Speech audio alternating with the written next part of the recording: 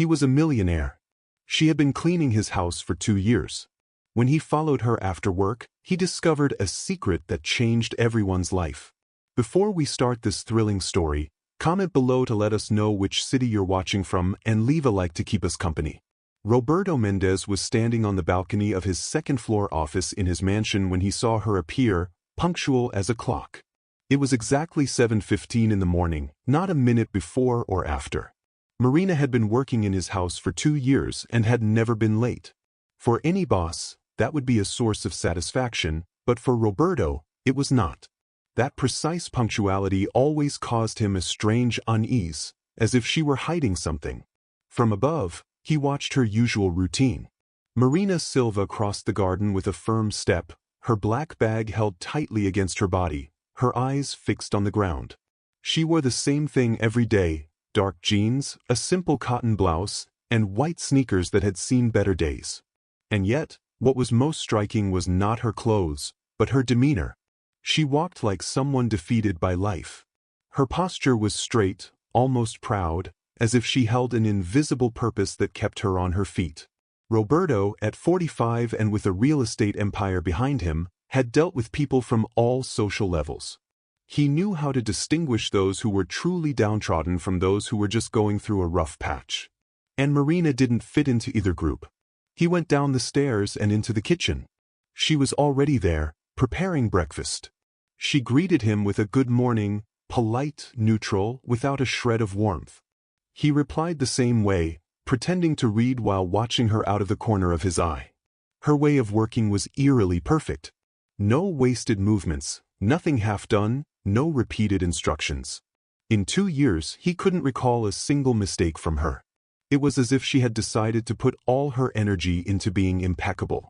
"Marina," he said, sitting down, "would you like to have coffee with me? This table is too big for just one." As always, she paused for just a fraction of a second before replying. "Thank you, Mr. Mendez, but I have to finish cleaning the living room before 9. The same old answer, the same invisible barrier. Roberto was not a man to give up easily, but she had a way of refusing that left no room for insistence. The rest of the morning followed the same script. Marina cleaned every corner with meticulous precision. He tried to work but inevitably found his eyes searching for her every time she crossed the garden. There was something about her, something she didn't say, a hidden story too heavy for her slender shoulders.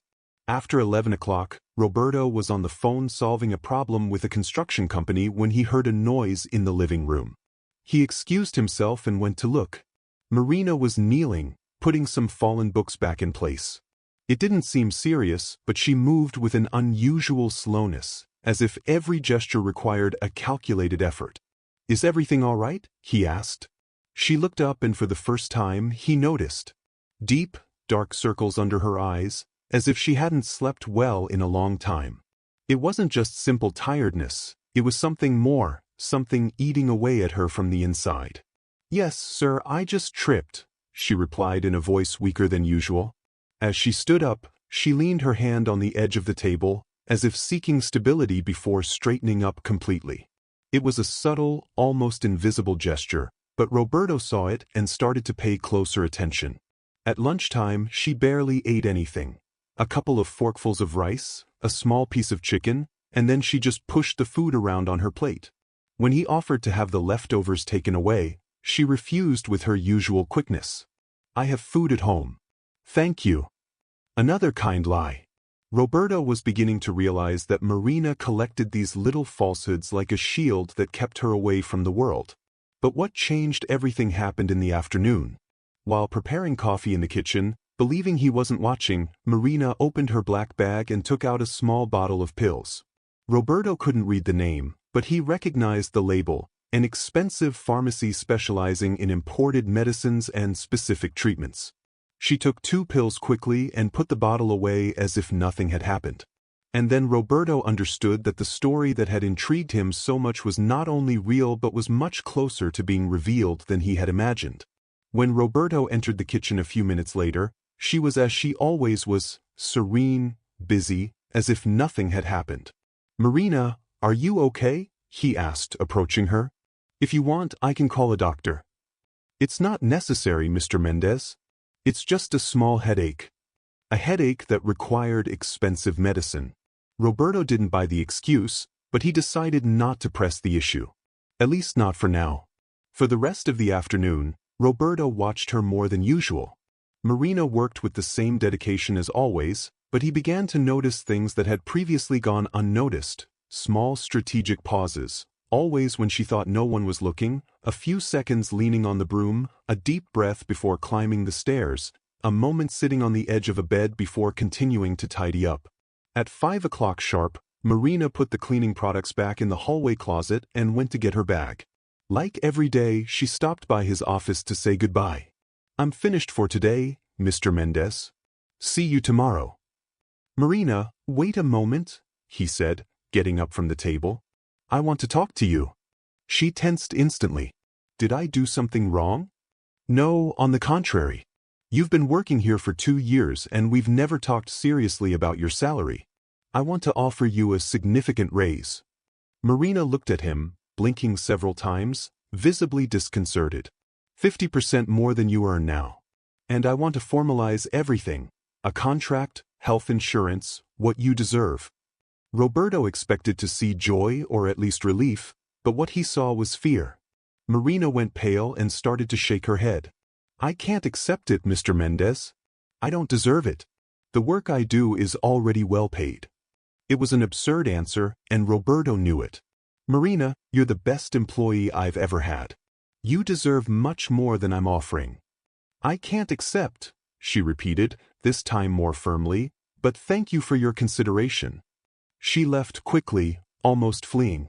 Roberto watched her until she closed the door. Something didn't add up. No one in their right mind would refuse a raise like that without a good reason. And he was determined to find out what it was. That night he couldn't get her out of his head. He walked around the empty house, remembering every detail of the last 2 years. Her constant refusal to talk about her life, to accept favors, the haste with which she always left. The next morning, before 7, Roberto was already on the porch waiting for her. When Marina crossed the gate, he focused on her every step. There was a subtle slowness, as if she were rationing her energy. During breakfast, he tried to get a little closer. Marina, do you live far away? No, not very far. Do you have family?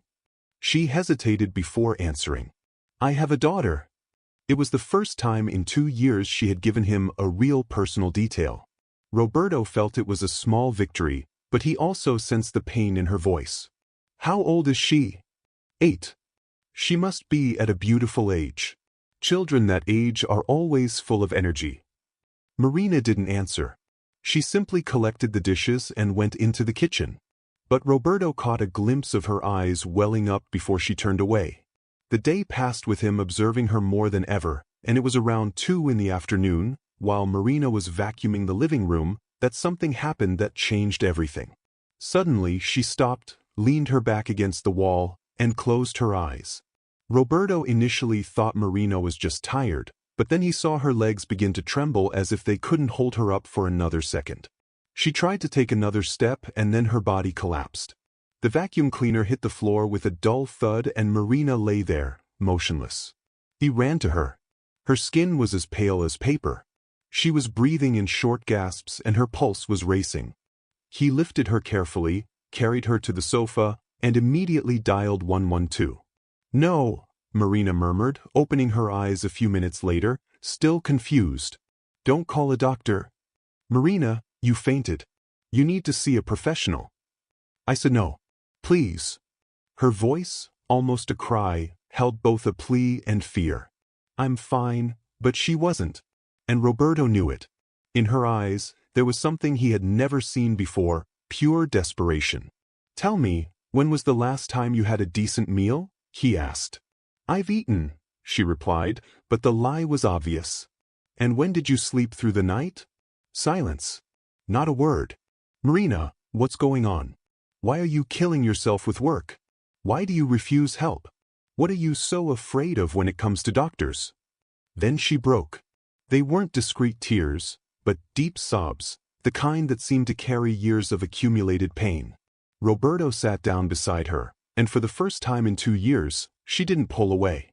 "I need this job," she whispered, her voice broken. "I can't lose it." "You're not going to lose it," he said. "But you need me. Tell me what's wrong." "I can't, Mr. Mendez, I can't talk about this." Roberto understood that insisting at that moment would be useless. She was on the verge of an emotional collapse. He helped her sit up, gave her a glass of sugar water, and told her to go home and rest. But when he saw her leave with her bag over her shoulder, he knew he wasn't going to leave it at that. 15 minutes later, he was driving in the direction she had gone. Yes, he felt a little guilty for following her, but his concern outweighed any moral qualms. Marina was trapped in something serious, and he needed to know what it was. He followed her from a distance, first behind the bus she got on, then on foot. The journey ended in a humble neighborhood, very different from his own. Marina walked quickly, weaving through people until she reached a white building that Roberto recognized instantly, the public municipal hospital. A knot formed in his stomach. Was she sick? Was it a family member? She had never mentioned anything. He watched her enter through the main door, and after a few minutes, he also crossed the crowded lobby, trying to go unnoticed. Marina went to the elevators and pressed the button for the 4th floor. Roberto knew it well. He had donated money to that hospital and knew exactly what was there: pediatric oncology. The revelation hit him like a punch.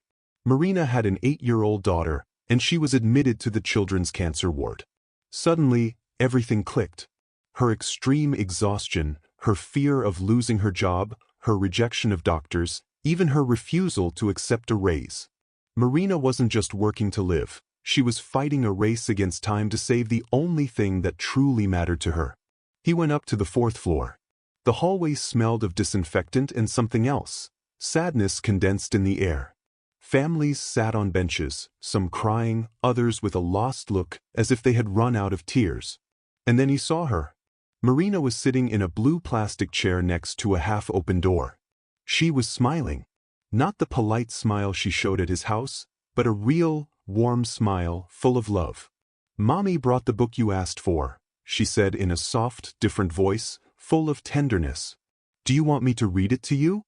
Roberto positioned himself to peek through the crack in the door, and what he saw broke him into 1,000 pieces. A small, fragile girl, with no hair, very pale skin, and connected to several machines, but her eyes shone with fierce courage. "Mommy, are you tired?" the girl asked, noticing something Marina was trying to hide. "No, my love, I'm fine." "You always say that, but I know when you're sad. It's about money again, isn't it?" Marina closed her eyes, trying not to break down in front of her. "Don't worry, Sofía. Mommy will fix everything." Roberto felt rage against the injustice, against himself for not having seen it sooner. The nurse had told the girl that they needed to pay another bill and that if they didn't, they would stop giving her the new medicine. Sofía innocently asked, "But if you already work all day and all night, where are you going to get more time to work?" The echo of that question hung in the hallway like a silent scream that pierced him from the inside. Roberto finally understood why Marina worked as if her life depended on it. Because it did. She wasn't just supporting her family, she was fighting a race against time to save the only thing that truly mattered to her. Inside the room, Marina opened a book and began to read to Sofía.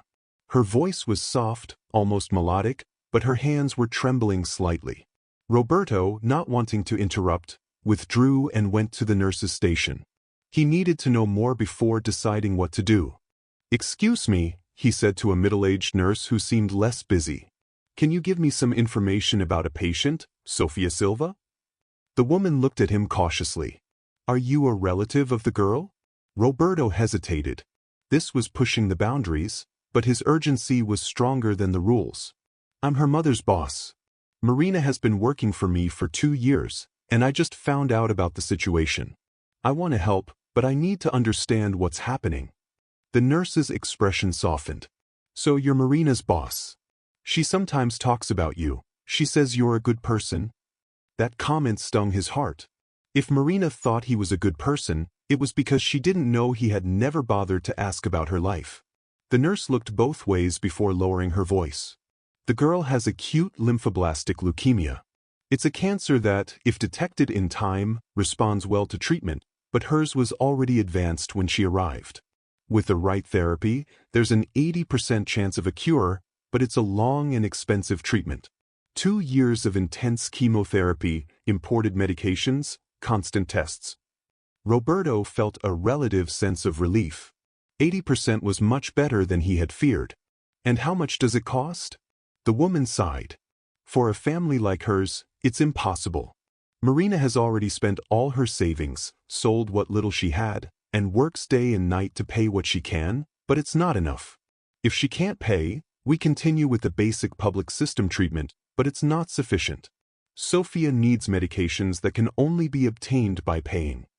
And if she doesn't take them? Roberto asked. She didn't answer, but her look said it all. Roberto thanked her and walked away. He needed concrete numbers to decide how to intervene. He returned to the room. Marina, sitting by the bed, was reading a fairy tale, changing her voice for each character. Sofía giggled softly, and for a few seconds, she looked like any other child, not a cancer patient. Mommy, when I get out of here, can we have a house of our own? Sofía asked when the story was over. Of course, my love, a small one, but our very own, with a garden to plant flowers so you won't have to work so hard. Marina hesitated.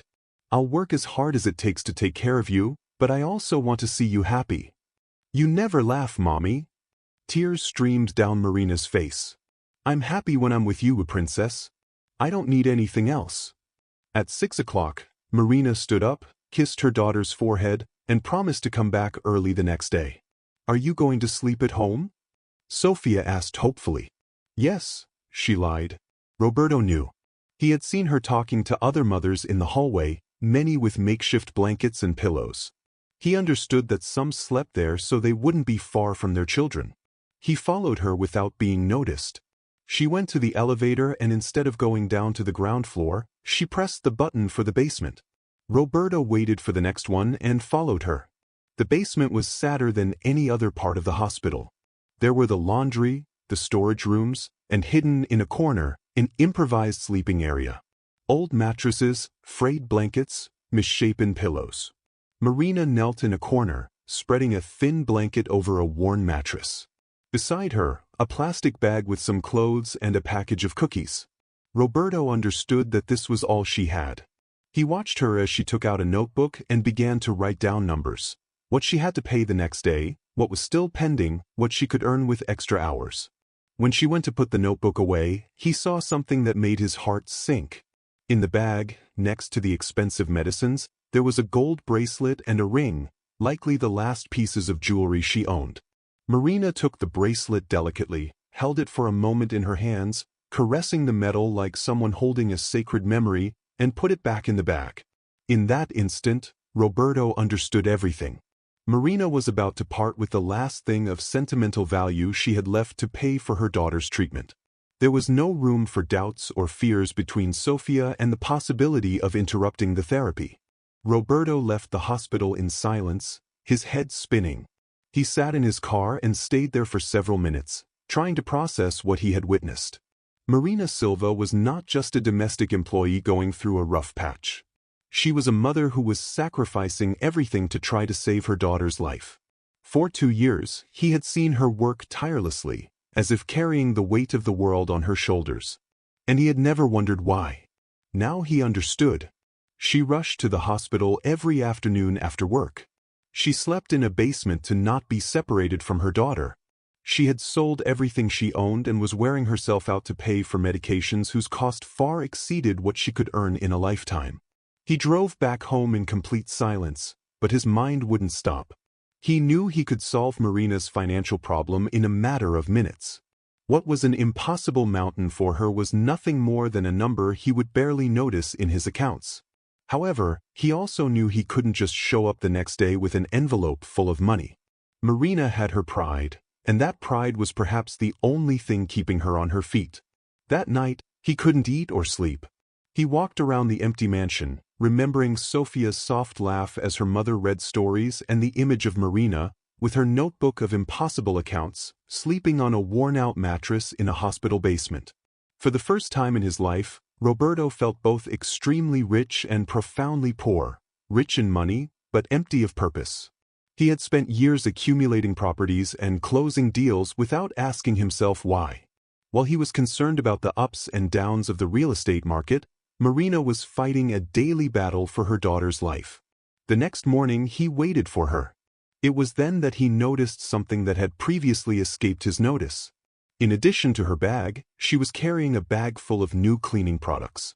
When they entered the kitchen, he couldn't help but ask her, "Marina, why did you buy these? We have plenty here." "They ran out, Mr. Mendez. I thought it was better to restock them." It was a lie. Roberto knew the pantry was full. She was spending her own money she desperately needed for Sofía, on things that were not her responsibility. In that instant, he made a decision. He could no longer pretend he didn't know what was happening. He couldn't keep watching Marina slowly destroy herself when he had the power to change everything. He was going to help her, even if it meant confronting her pride, because some things are more important than personal dignity, and a child's life was one of them. The question was how to do it without taking away the only thing Marina had left besides her daughter, her dignity. He waited until after lunch. He wanted a moment when she couldn't run away. After finding her tidying up the library with a work excuse, he entered the room, closed the door, and said, "Marina, I need to talk to you. Please, sit down." She tensed instantly. "Did I do something wrong, Mr. Mendez?" "No, not at all. On the contrary, I'm the one who did something wrong." Marina sat on the edge of the sofa, visibly uncomfortable, like someone bracing for a scolding or even dismissal. "Yesterday, after you fainted, I was worried. When you left, I decided to follow you." Marina's face went white as paper. "You followed me? You saw Sofía." The words hung between them, heavy and unavoidable. Roberto watched her fall apart, her hands trembling as she clutched the sofa. "Can I explain?" she whispered. "You don't have to explain anything to me, Marina. I'm the one who should apologize."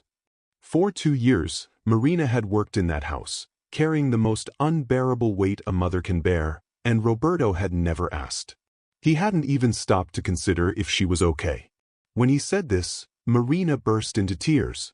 But it wasn't the contained crying he had seen before. It was a deep, overwhelming sob, a mixture of relief and despair, as if she had held it in for so long that she could no longer stop the tears.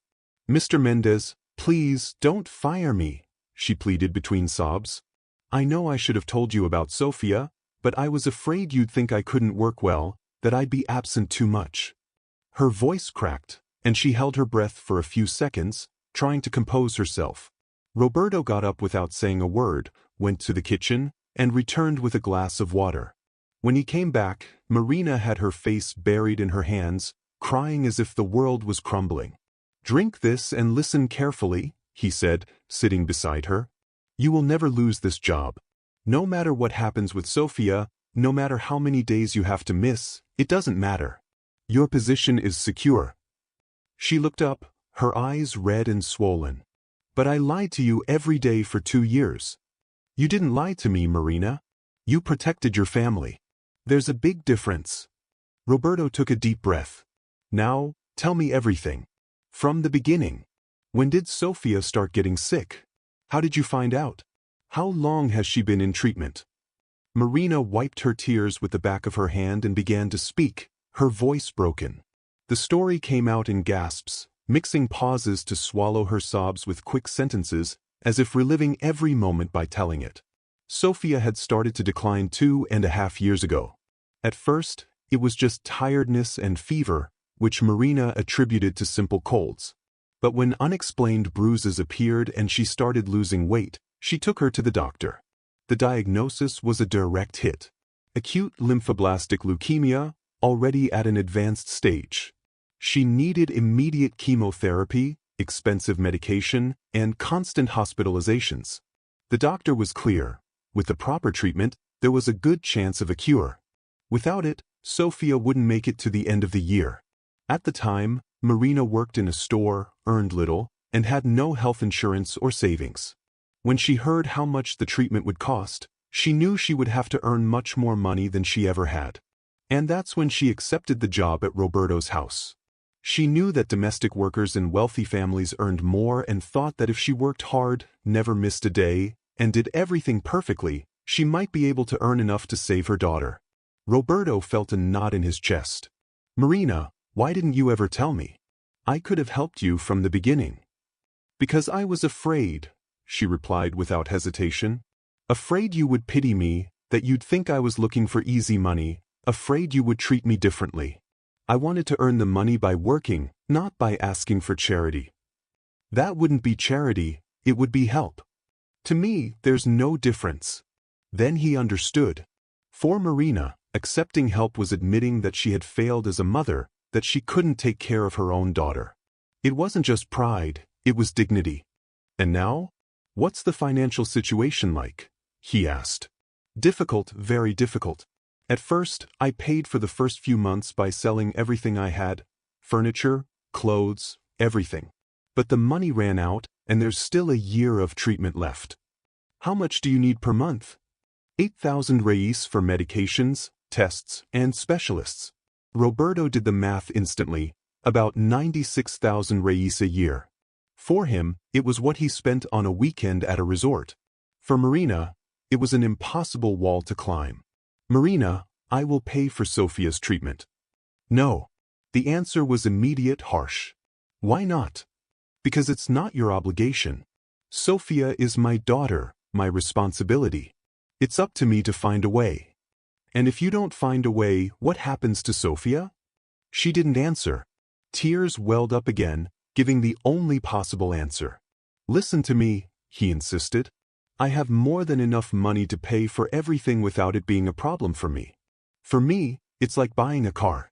For you, it's your daughter's life. It makes no sense to let Sofia die out of pride."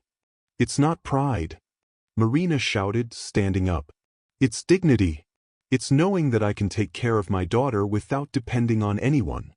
"Then answer me this, Marina. If the roles were reversed, if I had a sick child and couldn't afford to save him, and you could help me, would you let him die so I could keep my dignity?" Marina's mouth opened, but no words came out. Roberto knew he had hit a point she couldn't answer. "Your daughter can't pay the price of your dignity. She didn't choose to be sick. She didn't choose to be born into poverty. She didn't choose to have a mother who would rather see her die than accept help." "Don't say that." Marina sobbed. "I would do anything for her. Then accept my help. I can't. I can't live knowing that I owe my daughter's life to someone else." Roberto fell silent, watching Marina. He saw in her a constant struggle between her immense love for her daughter and a fierce need to keep her dignity intact. He knew he had to find a way to help her, but one that she could accept without feeling like she was losing a part of herself. Marina broke the silence. "Can I tell you something I've never told anyone here?" She was still crying softly, but he nodded. They both sat down again, this time closer, as if that moment had united them in a new way. "I was a father too, Marina." She looked at him in disbelief. In 2 years of working together, he had never mentioned anything about his family. "I had a son. His name was Enrique, and he died when he was 6.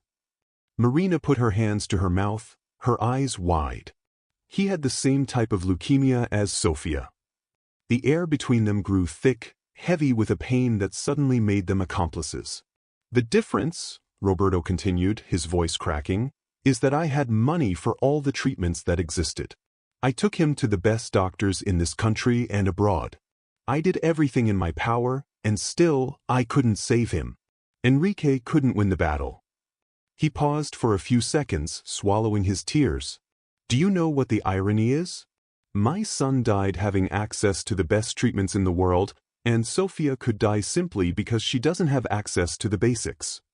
Marina bowed her head, crying silently. "When Enrique died," he continued, "I thought my life was over. I kept working out of inertia, accumulating money without knowing why. Until yesterday." He looked her directly in the eyes.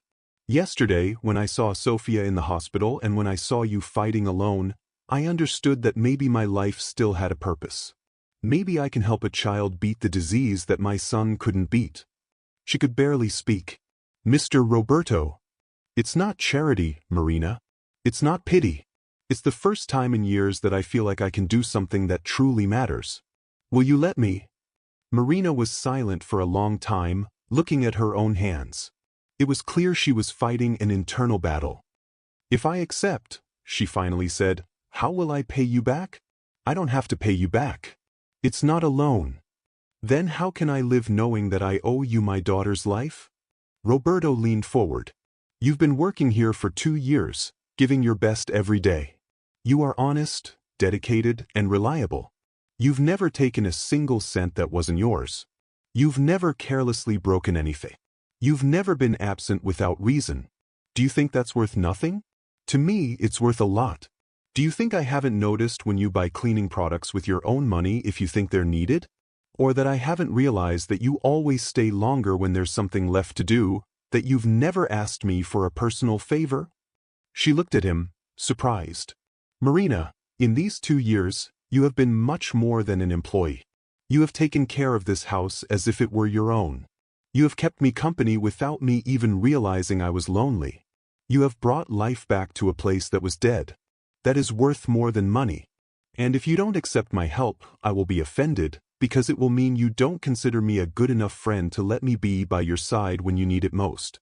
Marina smiled through her tears. This is emotional blackmail. And it's working. She stood still, fighting with herself until she finally lifted her head. If I accept, it has to be on certain conditions. First, I want to continue working here as always. I don't want you to treat me differently. Second, when Sofía gets better, I will find a way to repay this favor. I don't know how yet, but I will. Is that okay? And third, no one else can know, not even Sofía. She has to believe that her mother solved it alone. Why? Because I don't want her to grow up thinking we need charity from others to survive. I want her to believe her mother was strong enough to take care of her. Roberto understood perfectly. Marina wasn't just protecting her own dignity, but also her daughter's self-esteem. Okay, he agreed. But then, what will we tell her when the treatment continues without a problem? I'll tell her I found a better-paying job. It's not technically a lie. I'll be getting a raise of 8,000 reais a month. For the first time since the conversation began, Marina gave a genuine smile. Thank you, Roberto, for everything. Don't thank me yet. Thank me when Sofía is cured and playing in the garden. Marina stood up and, to his surprise, hugged him. It was a warm hug, full of gratitude, relief, and renewed hope. Can I ask you one more thing? She asked before pulling away. Of course. Would you like to meet Sofía in person? Roberto's heart skipped a beat. Would you let me?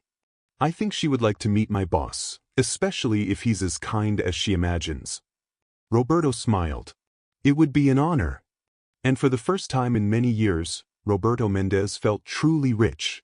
Rich with purpose, with hope, and with a new family he had found when he least expected it. The next morning, he woke up with a feeling he hadn't experienced since Enrique's death, genuine excitement. That afternoon, he would accompany Marina to the hospital to meet Sofía and talk to the doctors. Marina arrived at the same time as always, but there was something different about her. It wasn't just the relief of not bearing the weight alone, but as if she had recovered a part of herself she thought was lost. When she greeted him, her smile lit up the room. Good morning, Roberto. It was the first time she had called him by his first name, without formalities. Good morning, Marina. How are you today? Nervous, she confessed. Sofía will be very curious about you. She has never met anyone from my work. Roberto was also nervous, though for reasons very different from Marina's. He didn't know if he would be able to look at a child with leukemia without the image of his son, Enrique, breaking him inside again. He wasn't sure if he could contain his emotions, but this time he wasn't going as just another visitor in a hospital, but as someone who could make a difference. That morning he could barely concentrate on work. His mind was elsewhere, thinking about what he would say to Sofía, how to introduce himself without making her uncomfortable. Marina, perhaps sensing his unease, did something she didn't usually do. She sat at the table with him during lunch. Can I give you a piece of advice about Sofía? She asked. Of course. She's very smart for her age. She knows when adults are pretending everything is fine. It's better to be honest with her, but without being dramatic. What exactly does she know about her situation? Roberto wanted to know. She knows she's sick, that she needs expensive medications, and that I work very hard to pay for them, but she doesn't know that I was on the verge of not being able to continue with the treatment.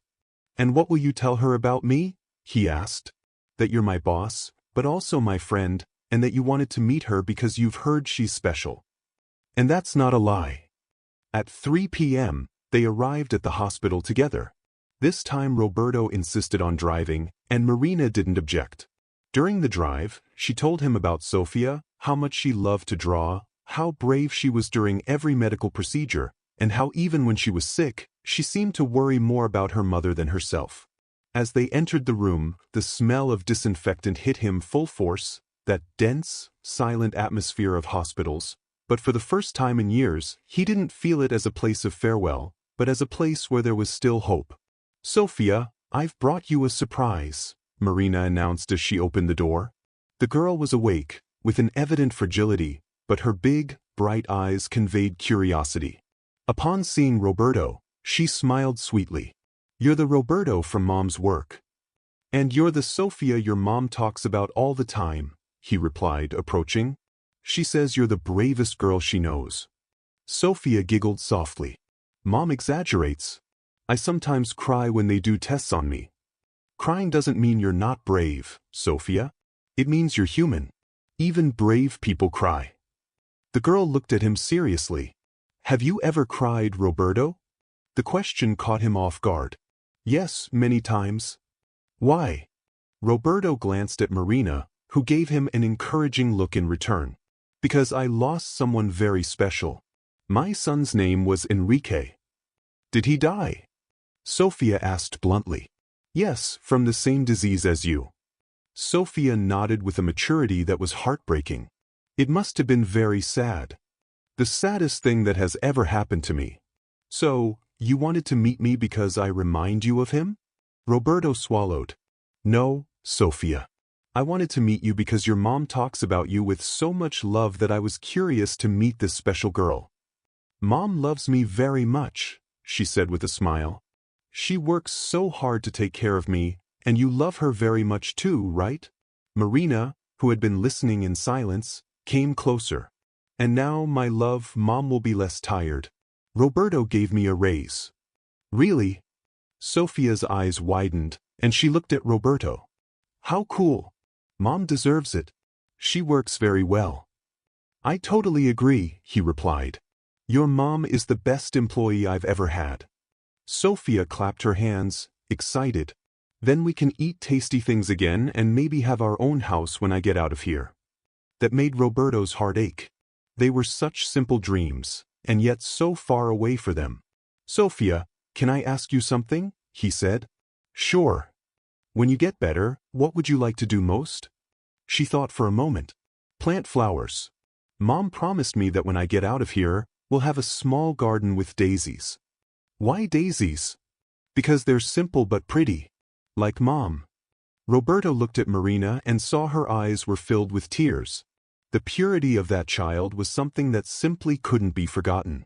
A nurse entered the room to check Sofía's equipment, and Roberto took that moment to lead Marina into the hallway. Marina, I need to talk to the doctors about the treatment. I want to know exactly what Sofía needs. Are you sure you want to? I want to make sure she receives the best possible care. Together, they went to Dr. Ferreira's office, the oncologist in charge of the case. He was a man in his 50s with a serious but kind look, who received Roberto with a mixture of curiosity and respect. Mr. Mendez, Marina told me you want to help with Sofía's treatment. It's a very generous gesture. Doctor, I want to help, Roberto said with determination. Tell me straight what Sofía needs, the best there is. The doctor opened the file and began to explain in detail. The current treatment was working, but there were much more advanced options. More modern medications with fewer side effects, more precise diagnostic tests, and more rigorous follow-up. With this premium treatment, he explained, the chances of a cure increase from 80% to 95%. In addition, Sofía's quality of life during the process will be much better. And how much does it cost? Roberto asked. The premium treatment costs about 15,000 reis, spread out at about 1,000 reis a month for 18 months. Roberto quickly did the math in his head. It was a high figure, yes, but for him, it was still manageable. Doctor, from now on, Sofía will receive this premium treatment. I want you to do everything necessary and possible. The doctor smiled at him with a mix of hope and respect. Mr. Mendez, this can completely change Sofía's prognosis. And for her comfort? Roberto asked. Could she have a private room? Of course. And we can also arrange personalized follow-up. Roberto looked at Marina, who was visibly emotional. Do you agree? She nodded, unable to articulate a word. When they returned to the room, Sofía was focused on drawing in a notebook a nurse had given her. It was a simple drawing, a small house with a garden full of flowers.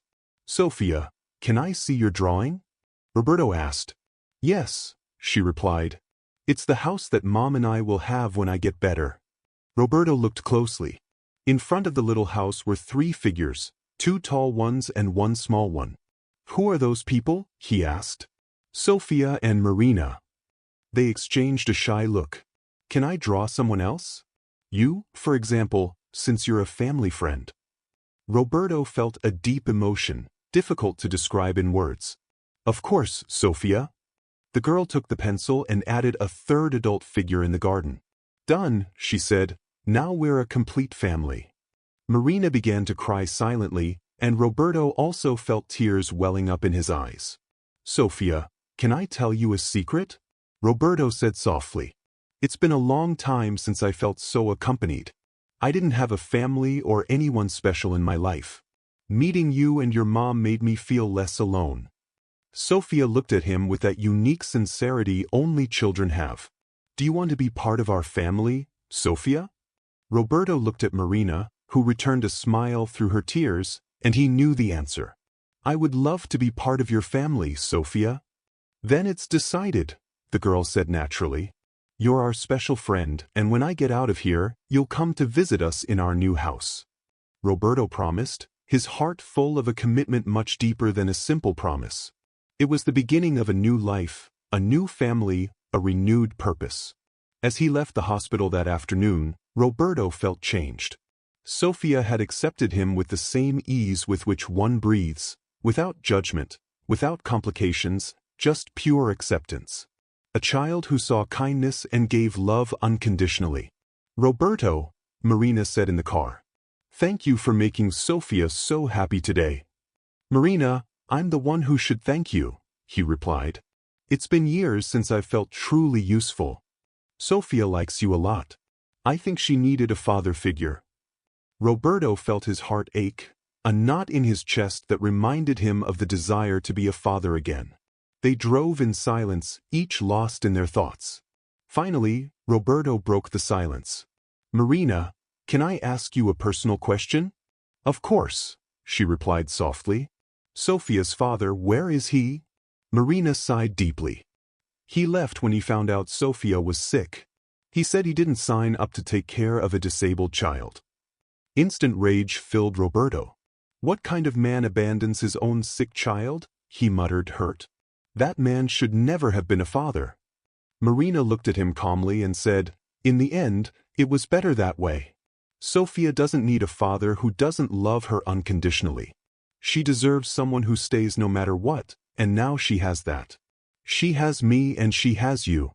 Roberto smiled faintly. We're a strange family, not the ideal one, but a family nonetheless. It won't be perfect, Marina replied. But it's what we have. That night, Roberto ate dinner alone at home, but he didn't feel lonely. For the first time in years, he had something truly important waiting for him the next day. He had a girl fighting cancer who trusted him, a brave woman who needed his support, and a purpose that gave meaning to all the wealth he had accumulated. He thought of Enrique, and for the first time since his son's death, he felt he was truly honoring his memory. He couldn't save Enrique, but he could fight to save Sofía, and maybe, in the process, he could also save himself. 6 months later, Roberto was in a hospital hallway, holding a bouquet of white daisies, When Dr. Ferreira came out of his office with the widest smile Roberto had ever seen on him. "Roberto!" "Marina," the doctor said, his voice choked with emotion. "I have wonderful news. Sofia's latest tests show complete remission. There is no sign of leukemia." Marina collapsed into the nearest chair, sobbing with relief. Roberto felt his legs tremble and had to lean against the wall. After months of tests, chemotherapy, and constant anxiety, the day they all hoped for but no one dared to count on had finally arrived. "Is she cured?" Marina asked with tears in her eyes. "The term we use is complete remission," the doctor explained. "Sofia will need regular checkups for 5 years, but she is now cancer-free. She can go home and live like any other 9-year-old girl." Roberto hugged Marina, and they both cried tears of joy. In those 6 months, they had become something like a real family. Roberto visited Sofia 3 times a week. He brought her books, games, and coloring books. Marina continued to work at the house, but their relationship had completely changed. She was no longer just an employee but a friend, a confidant, almost a sister. "What's the latest on Sofia?" Roberto asked. "She's very nervous about the results," Marina replied. They entered the room and found Sofia sitting on the bed, playing with a puzzle Roberto had brought her the week before. In recent months, she had gained weight, her hair was growing back, and her face had a healthy color. But what was most striking was the sparkle in her eyes, which no longer showed the desperate bravery of someone fighting for their life, but the simple, pure joy of a child. "Sofia," said Dr. Ferreira, sitting on the edge of the bed. "Do you remember we did some tests on you today?" "Yes, I remember." "Then, princess, do you want to know if you can go home now?" "Can I really?" Sofia asked, looking at her mother, then at Roberto and back at the doctor. "Yes, you have won this battle. There is no more sickness in your body." Sofia began to cry, but they were tears of pure happiness. Roberto approached and handed her the bouquet of daisies. "They're for the garden of our new house," he said. "Our new house?" Sofia asked, confused. Marina and Roberto looked at each other and shared a knowing, complicit kiss. In recent months, they had talked a lot about the future. Roberto had made a proposal that Marina was still considering. "Sofia," Marina said, sitting next to her daughter, "Roberto has a surprise for us." Roberto took a deep breath. He had rehearsed this moment for weeks but was still nervous. "Sofia, do you remember the drawing you made of our family?" "Yes, it's on the wall of my room here at the hospital." "Well, I was thinking, what if we made that drawing come true?" Sofia frowned, not quite understanding. Roberto continued. "I bought a small house with a big garden, perfect for planting daisies, and I would like to invite you and your mom to live there with me." Sofia looked at Marina, then at Roberto, trying to take it all in. "Like a real family?" "Yes, like a real family." "And I can plant all the flowers I want?" Roberto laughed. "All you want. We'll make the most beautiful garden in the city." Sofia turned to Marina. "Mom, can we?" Marina hesitated. For weeks she had talked to Roberto about this possibility. He had been clear.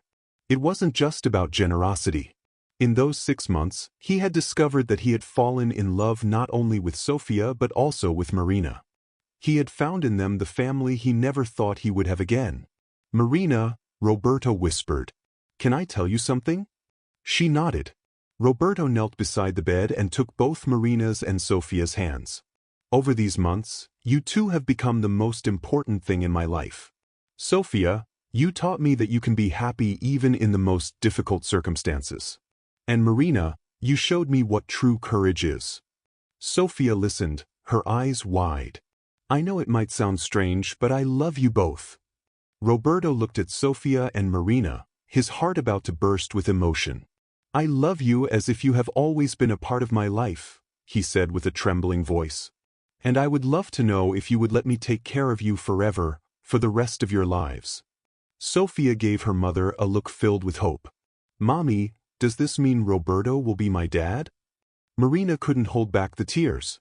"Only if you want him to, sweetheart," she replied between sobs. "I want you to," Sofia shouted excitedly, jumping with joy. I've always dreamed of having a dad who would stay with me when I'm sick, who would bring me flowers, who would be Mom's friend. Roberto felt happiness overflowing his chest, almost unable to contain it. Then it's decided. We're an official, real family. Dr. Ferreira, who had witnessed the scene from the doorway, was smiling from ear to ear.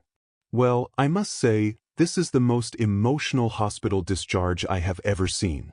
2 weeks later, Roberto was on the porch of the new house, watching Sofía run around the garden while Marina prepared lunch in the kitchen. The house was not a mansion.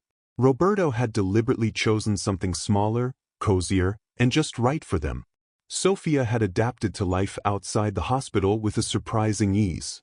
She was enrolled in a nearby school, had made friends in just a few days, and spent her afternoons planting flowers in the garden with the passion and care of a true gardener. "Roberto!"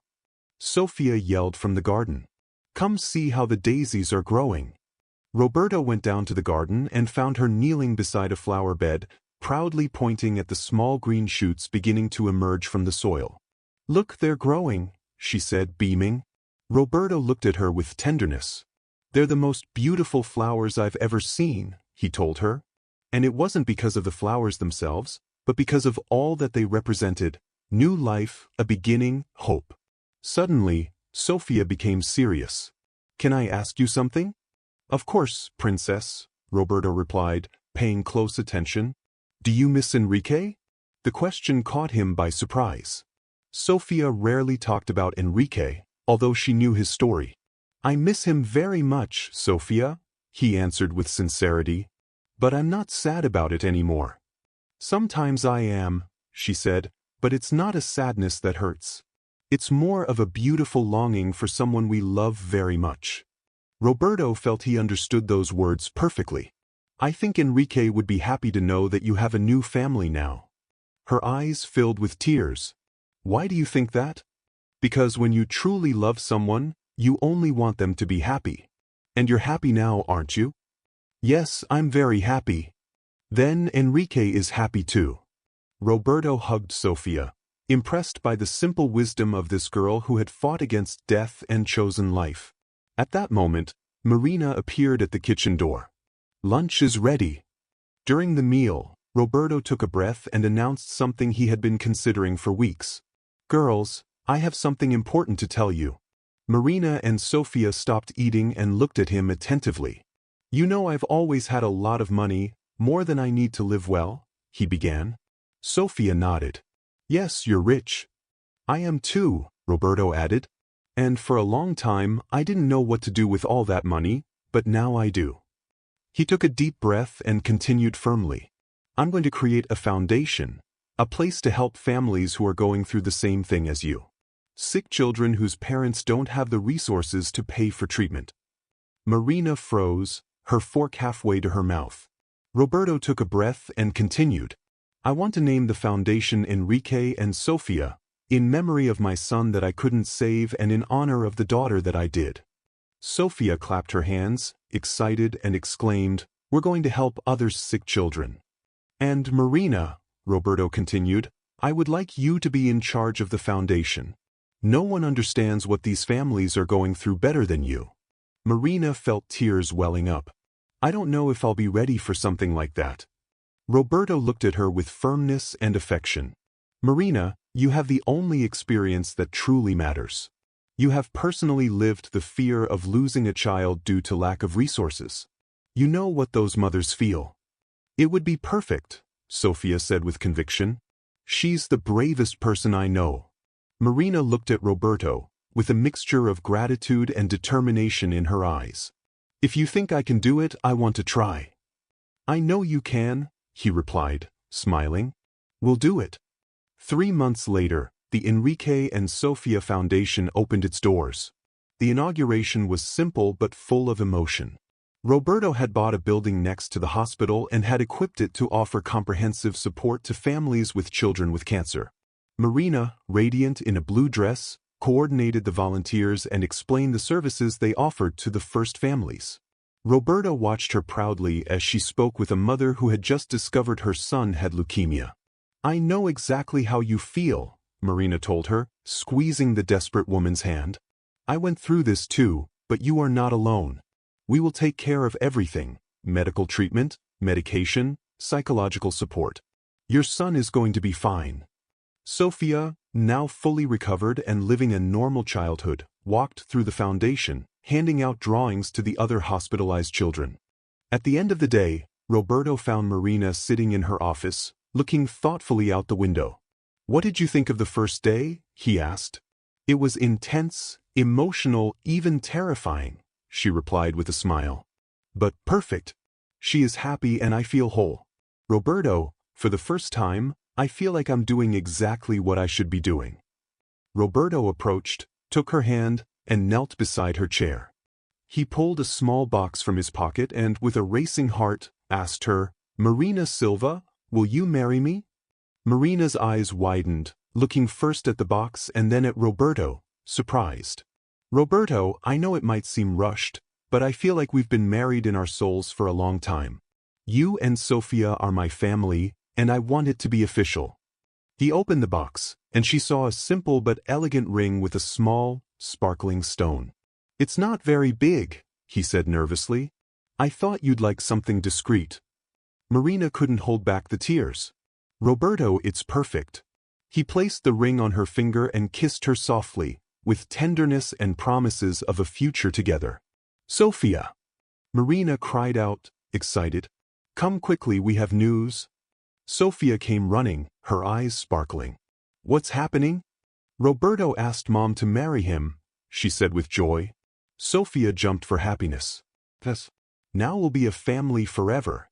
Can I be the maid of honor? Of course, Roberto replied, lifting her into his arms. And by the way, I already have an idea of where to hold the wedding. Where? Marina asked, smiling through her tears. In the hospital chapel where it all began. A month later, Roberto and Marina were married in a simple but deeply meaningful ceremony in the municipal hospital chapel. Sofía was the maid of honor, dressed in pink and carrying a bouquet of daisies from the garden they had planted themselves. Dr. Ferreira, along with the nurses who had cared for Sofía, was in the front row. The families and volunteers from the foundation also attended, turning the wedding into a celebration of life, hope, and new beginnings. During the vows, Roberto spoke about how love appears when you least expect it and how the greatest tragedies can bring the greatest blessings. Marina spoke about courage, believing in miracles, and how love can overcome any obstacle. When Sofía took the floor, she said simply, Now we are a real family and we will help other families. This is the happy ending I always dreamed of. After the ceremony, the three of them returned to their house, their garden, and their new life together. Roberto watched Marina and Sofía play among the flowers they had cultivated and knew that he had found something much more valuable than any fortune. His family, his purpose, his second chance at happiness. And as the daisies swayed gently in the evening breeze, Roberto could almost hear Enrique's voice whispering that he was proud, at peace, and that life always finds a way to remain beautiful in the end. Did you love today's video? Then don't forget to subscribe to the channel, like, and leave a comment telling us which city you're watching from. We'll see you in the next one.